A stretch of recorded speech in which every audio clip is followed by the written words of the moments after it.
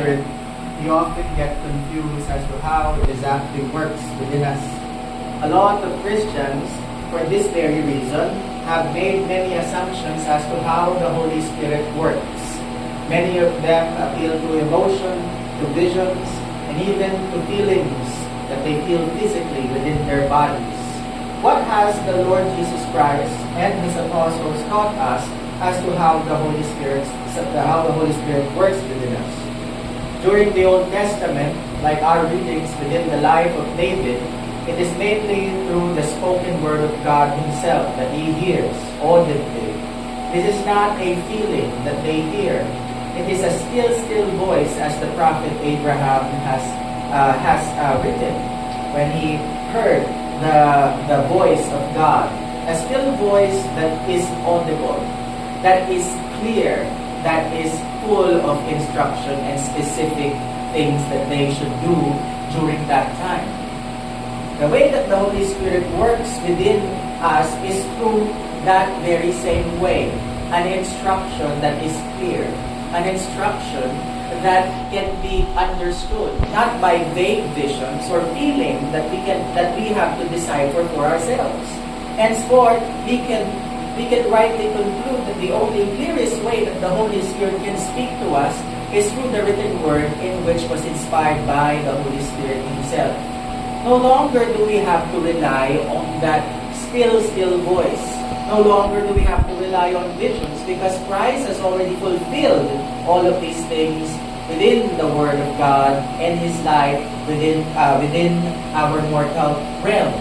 Understanding this, understanding that God has not stopped speaking. It's just that God has already said what is needed to be said. And because the word of the Lord is eternal, what He has said thousands of years ago remains true to this day. Why were the prophets needed in the Old Testament? Because it was not yet then fulfilled. But because of this fulfillment, we can now be assured that the Word of God is therefore sufficient for us to understand the will of God. Then why are there so many denominations out there? Why are there so many different types of interpretation of this single Word of God that we always talk about? Many people claim that they only believe in the Bible.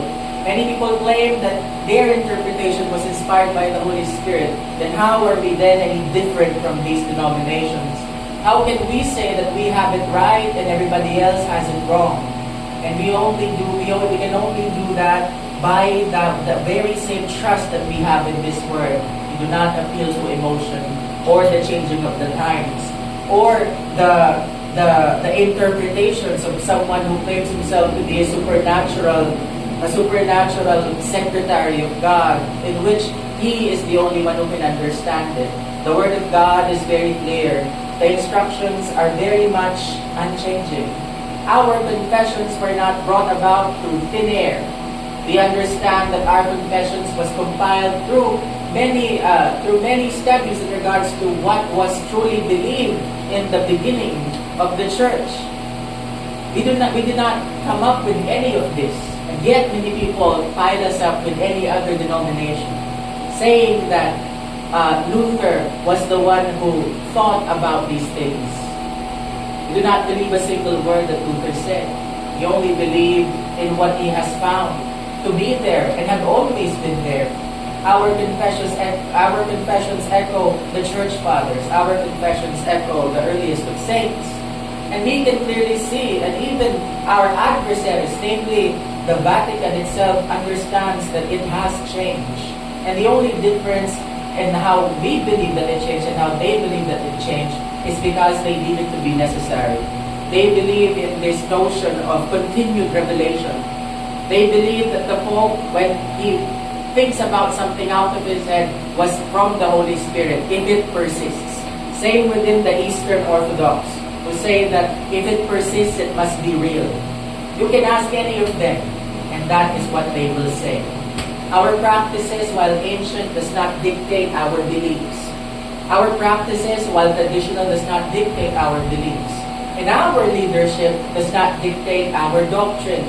It is our confessions who have been proven to be faithful to what has always been there, and And that's how we know that the Holy Spirit truly speaks to us through the unaltered interpretation of the Word of God. Spoken through not just the prophets, but the fathers of the church, but also those who all came before us. We understand, as our confession dictates, that we did not come up with any of this, but rather we just listen, as the prophets have, as even King David has. We do not question it or put anything over it or add to it, but we listen. So, if anyone was to tell you that you are not spiritual because the Holy Spirit does not speak to you with a still voice or a feeling or an emotion or the feeling of blessedness in a dwelling in a place, tell them this. Yes, we do listen.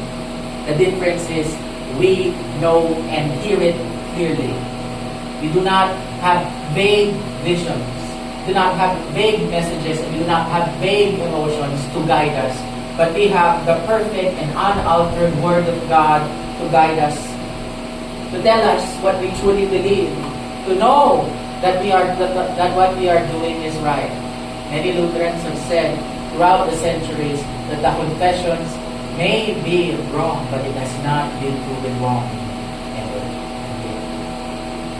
We can see this within the exchange of the Roman Catholics and the Lutheran fathers within the apologies of the Oxford Confessions and all of the things that came after that, none of which could the Roman Catholics debunk. So in the end, they finally excommunicated Luther, as that's the only thing that they could do. Each time that they cannot win an argument, they excommunicate. They do not wish to dialogue, they wish to have authority over all Christians on earth, something that only Christ has authority over. The head of the church remains our Lord Jesus Christ. In all ages, there's never been a man or any other kind of law that dictates what we should believe. But we have the Word of God, and that is what we believe, sola scriptura. Scripture alone dictates what we believe, and Scripture alone tells us that God indeed speaks to us today. Every time we receive the absolution, we believe that it is God speaking directly to us, even if it comes through His messenger, His pastors, His ministers. It is not the voice of your minister that you hear, but God's words within those words itself sanctifies it, and therefore the Holy Spirit speaks to you directly. You are forgiven of your sins. When we hear the words of the Lord Jesus Christ and the words of institution and the sacrament of the altar, there we hear the Holy Spirit speak to us clearly, never vague. We do not have to think about it. It is there, regardless of how we feel, regardless of what state we are in our lives. The Word remains true, and that is how we know that it is truly from God, because God has always been clear, will always be clear, and will never be vague, because He is the God who speaks to His children. And so, let that be our confidence in our day-to-day lives, not trusting in anything but the Word of God, not trusting our feelings, not trusting our situation, nor trusting anything outside of Christ's Word and promises, outside of His sacraments and His absolution. There is no hope on this earth. And so let that be our confidence. Let us look for the divine, where the divine told us where He will meet. We do not have to look any further. God has given us a locality in which He will meet us, in which He will always meet us. I, the Lord your God, do not change, is what He said. So what He said to the disciples, the 12 disciples in the Last Supper, remains the same to this day. And that is His gift. What our Lord received when He was baptized remains the same when we were baptized. The very same Word, the very same grace, the very same salvation, from the beginning to now and throughout eternity. May the peace of God which passes all understanding keep your hearts and your minds in Christ Jesus our Lord. Amen.